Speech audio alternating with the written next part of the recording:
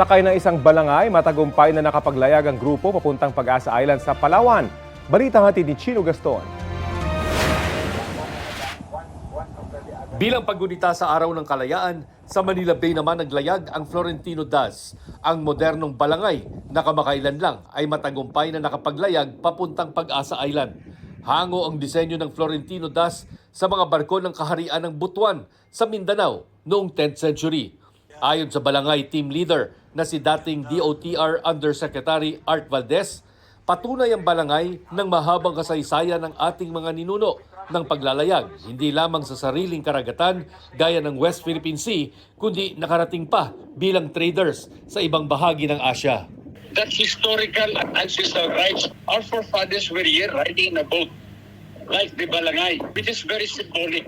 At 3 ng Hunyo, nang tumulak papuntang Pag-asa Island mula San Vicente, Palawan, ang barkong Florentino Das, tinuloy ng balangay team ang kanilang paglalayag sa kabila ng ginagawang panghaharas ng mga barko ng China sa Philippine Coast Guard at mangingisdang Pilipino sa West Philippine Sea. Hindi kami hinarang kasi hindi nila alam.